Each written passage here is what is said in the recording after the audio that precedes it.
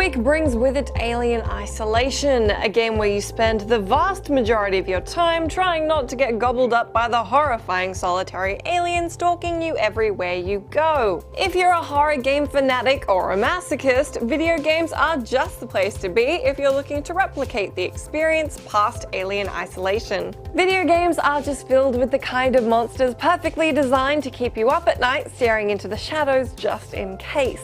I've collected 5 enemies who I'd really not like to meet in a dark alleyway, or a light alleyway, or just anywhere ever.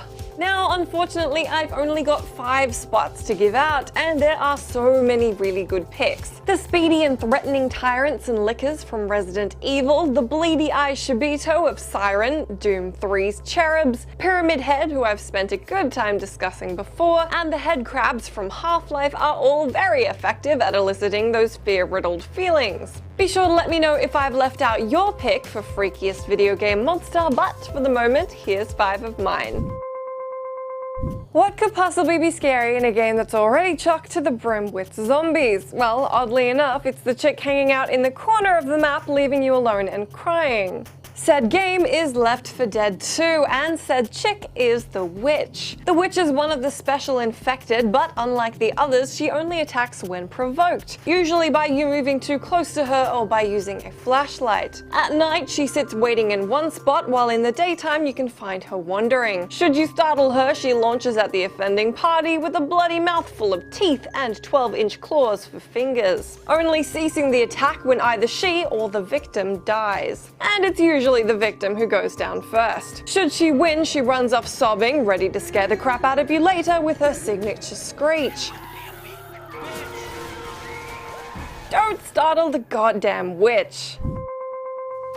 There's a special fear reserved for the enemies that scared you as a child, and for me, the sound of this one is still hugely disconcerting. Re-Deads might have a semi-stupid name, but when they first popped up in Ocarina of Time, they proved that a zombie-esque beastie with powers of paralysis by any other name would be as scary. That persistent droning coupled with a chilling scream when Link gets too close is a pretty solid memory for kids that owned N64s. Not only that, but if you're in a tight vicinity, the dudes would paralyze you, jump on your back, and bite at you while you mash the A and B buttons trying to get away. They're easy enough to avoid, but their unnaturally idle nature and droning earns them a place on this list.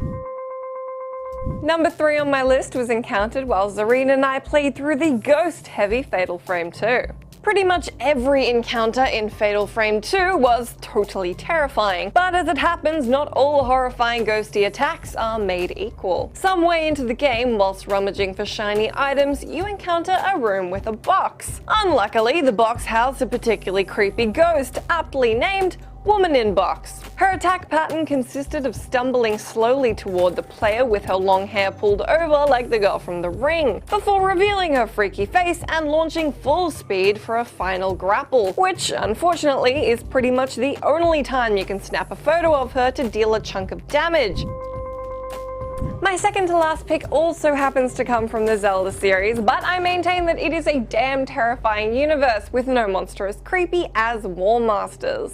I took on A Link Between Worlds on 3DS recently and was unfortunate enough to encounter these bastards yet again. The beasties are just floating hands that threaten you with a growing shadow over Link before swatting you from above. They're also known to crawl along the ground, grab at Link, and do all the things that hands do, but in a gigantic violent form. Frustratingly, if they grab you, they're also known to drag you all the way back to the start of a dungeon, an ability I think we all lost our patience with pretty quickly. The little ones are bad enough, but Link Between Worlds upped the stakes with its Knuckle Master boss, a giant hand with a freaky giant eye in the middle, still with the swatting and punching and pushing and all sorts of attacks that are frustratingly difficult to dodge. Not a lot of things make your heart sink as fast in a Zelda game as an eerie shadow settling over Link in the middle of a dungeon.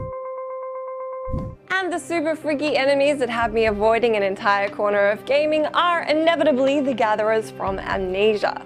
If you're lucky, you probably don't know what these guys look like, and that's because they haven't gotten all up in your face before murdering you brutally. If you're anything like me, this is the point where you've submitted to running frantically or just letting go of the mouse to watch your protagonist get slashed to death by the empty-eyed malformed buggers. This is the only entry of mine where the game doesn't let you fight back at all. Run and hide are your only options, and keeping your eye on the monsters lowers your character's sanity. Inevitably, this makes the Gatherers way more terrifying. You spend the entirety of Amnesia being stalked by them, and it's freaking awful, particularly in the prison. Although the invisible water monster who chomps you to bits as soon as you're submerged really gives the Gatherers a run for their money, even though it appears very briefly. That particular monster has also subsequently made every water section of every game hugely terrifying for me. Case in point with when I played the Amnesia prequel, Penumbra: Black Plague. Oh no! Oh my god, this is such a display of ineptitude. Back! No, fuck! Oh, Fuck! oh my god, something is attacking you! Oh shit! Let me know down in the comments who you reckon deserves the title of most terrifying character in gaming, and I will catch you next week.